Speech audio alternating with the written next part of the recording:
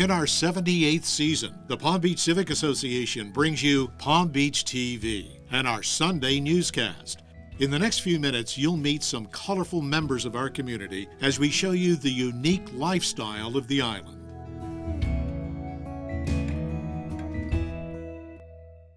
Hi, I'm Wendy Rutledge in for Christina Nicholson, and this is our Sunday Palm Beach TV newscast.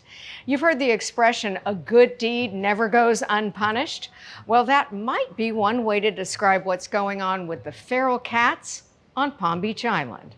In 13 years, the island has gone from about 800 feral cats to 300 roaming the island. Palm Beach Island Cats wants all cats to be safe inside homes.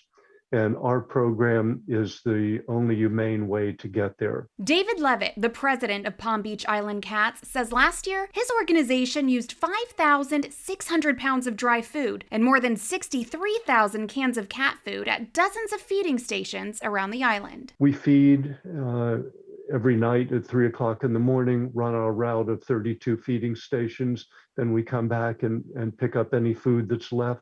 So the residents wake up and hopefully don't know we've been there. We're successful when our work is invisible. But in the past few months, these cats have not been invisible to coyotes, a new threat. Levitt warns residents with pets to keep them inside, especially at dusk. Captain Will Rothrock with the Palm Beach Police Department says sightings are normal, but you still need to be careful. Coyotes are a part of our natural ecosystem. They're here to stay.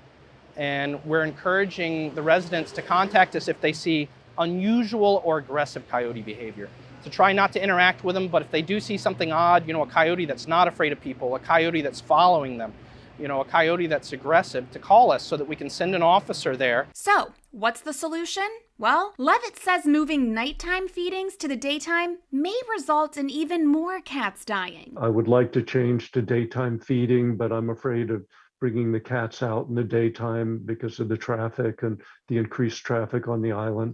We had more cats killed by cars this year than in any year so far. Palm Beach Island Cats, a labor of love for Levitt, will continue to pay close attention to what's happening at each of the 32 feeding stations with game cameras that detect heat and motion. On February 28th, the Palm Beach Civic Association is going to host its big event at the Breakers featuring Willie Geist, who does his Sunday sit-down interviews. We're calling our event the Monday Sit-Down with Willie Geist. And to that event, we have invited several children from some of the local schools, some of whom you're about to meet. Shh, don't disturb these busy student journalists. They're hard at work on an important essay. These are 3 of the 7 students who are currently writing an essay on what it means to be civic-minded, part of what they have to do in order to participate in our Willie Geist event. Okay, we remember what the topic is? Lang? How to be a civic-minded person. How to be a civic-minded person. Good. Students from Palm Beach Day Academy and from several other local schools will join us February 28th at our event featuring journalist Willie Geist, known for his Sunday sit-down interviews. 8th grader Calvin Wolf sizes up what it takes to be a great interviewer. What makes a great interviewer makes a great listener. I think it's not as important to ask the big questions, but to allow the person you're talking to answer and to really pick up what they're saying. For Lang Supple, she learned civic-mindedness from her parents. My mom volunteers a lot in the community. She volunteers to be the library at the school. And my dad, he works really hard for our family, and they just do a lot of volunteer work. As for inspiring civic-minded people, Bettina Gannon says, how about our first president, George Washington? He approached every obstacle with a clear mind and open to everyone's opinions, and really cared about our nation and the people living in it. Palm Beach Day Academy and each of the other participating schools will select one winning essay to be submitted to the Palm Beach Civic Association for recognition at our Willie Geist event and to be posted on our website.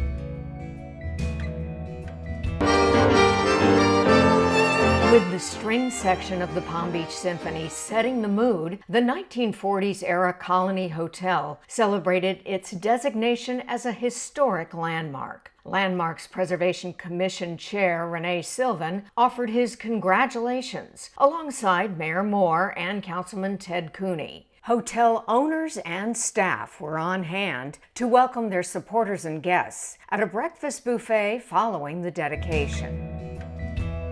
For the 9th year, Bethesda by the Sea will host the annual Empty Bowls event on Friday, February 18th from 11 a.m. to 2 p.m. This is another community outreach that recognizes the urgent needs of the food insecure in our area, right in line with the Civic Association's campaigns Save Our Produce and Nourish Our Neighbors in Need, which provided much-needed food for those whose livelihoods were affected during the pandemic. Though organizers are hoping for an in-person event next year, this year will be drive-through and delivery only. For your donation, you can enjoy a delicious bowl of soup, many to choose from provided by local restaurants, fresh bread, cookies, and a beautiful ceramic bowl. To order online, go to pbcfoodbank.org/emptybowlspalmbeach. Every dollar raised will go directly to the Palm Beach County Food Bank to nourish our neighbors in need.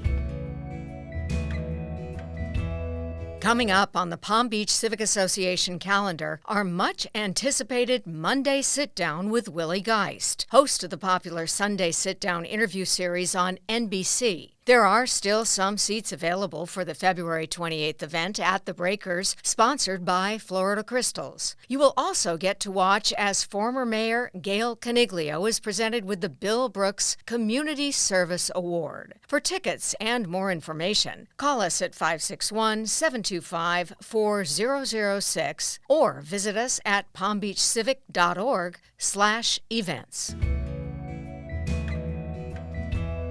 That's it for us on this Sunday newscast. Christina will be back next time. Thank you so much for watching. And of course, you can watch us anytime on social media. And we will see you next time on Palm Beach TV, brought to you by the Palm Beach Civic Association and our viewers. Palm Beach TV is a production of the Palm Beach Civic Association. We thank our sponsor, the Fortin Foundation of Florida, and encourage you, our viewers, to let us know how we can provide news coverage that best serves our members and residents.